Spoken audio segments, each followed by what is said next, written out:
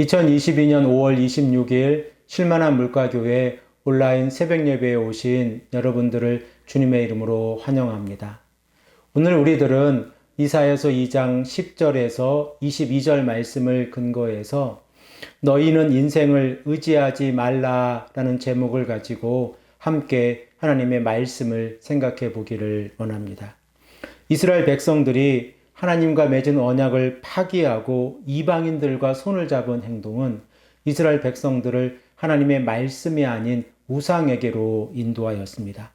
결국 이스라엘 백성들은 세상을 선택했고 세상이 주는 풍요로움은 자연스럽게 하나님을 잊고 자신들의 손으로 만든 우상을 숭배하면서 죄를 짓게 하였습니다.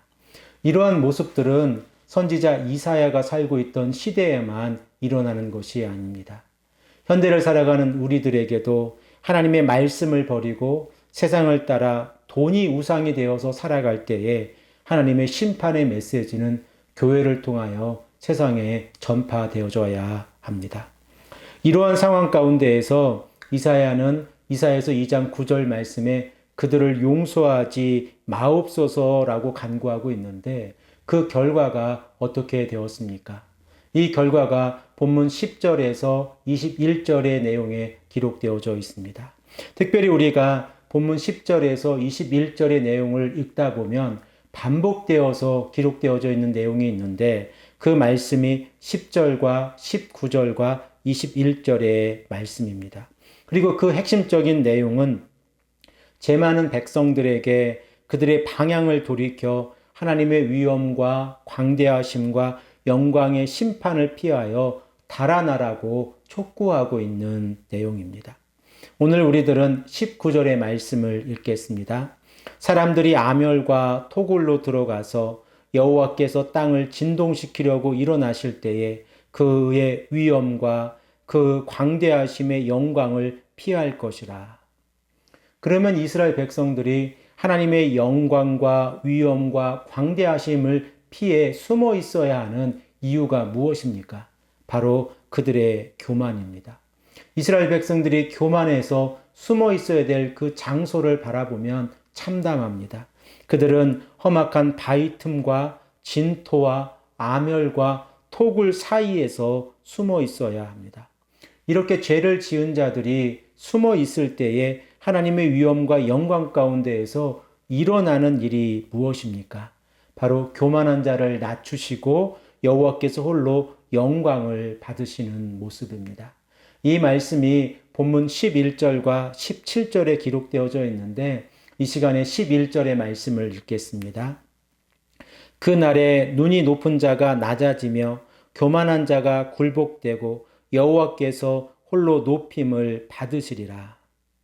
하나님께서 마지막 날에 높임을 받으신다는 의미를 12절 말씀에서는 스스로 높이려고 했던 교만한 자와 거만한 자와 자고한 자가 낮아지는 것이라고 말씀을 하고 있습니다.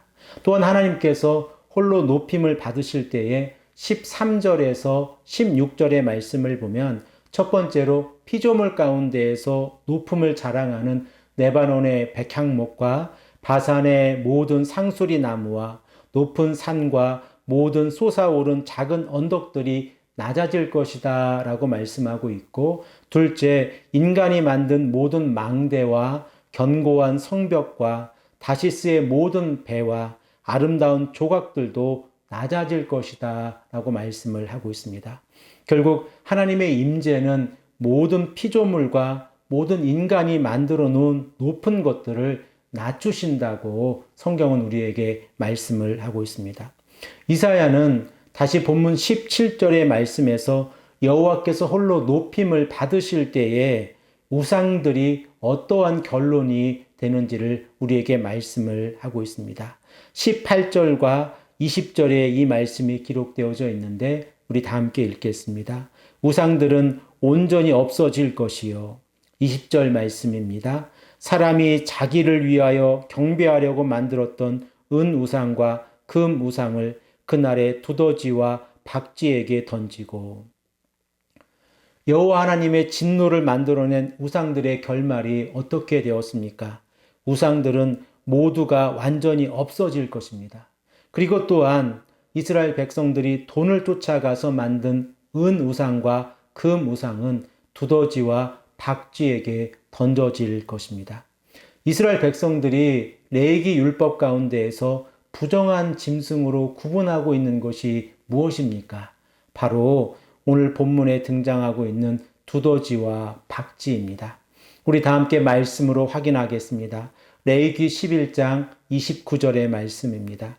땅에 기는 길짐승 중에 내게 부정한 것이 이러하니 곧 두더지와 쥐와 큰 도마뱀 종류와 라고 말씀을 하고 있습니다.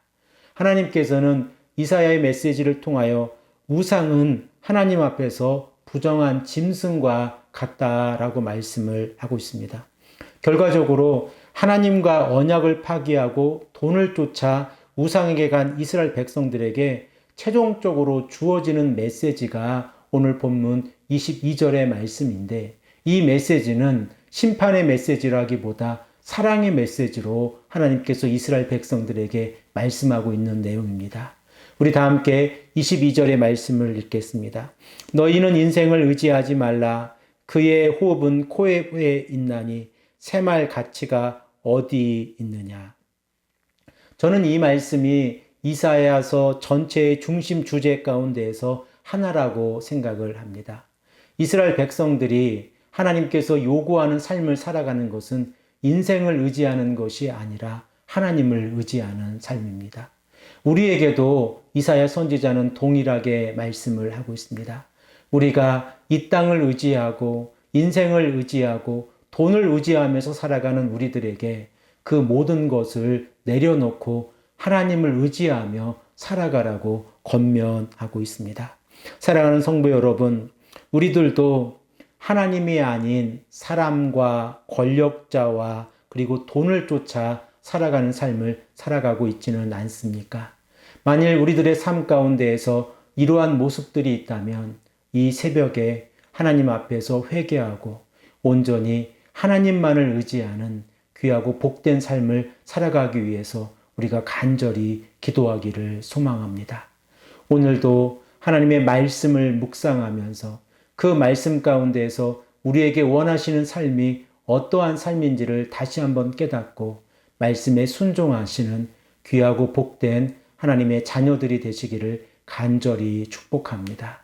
함께 기도하겠습니다. 아버지 하나님 감사합니다.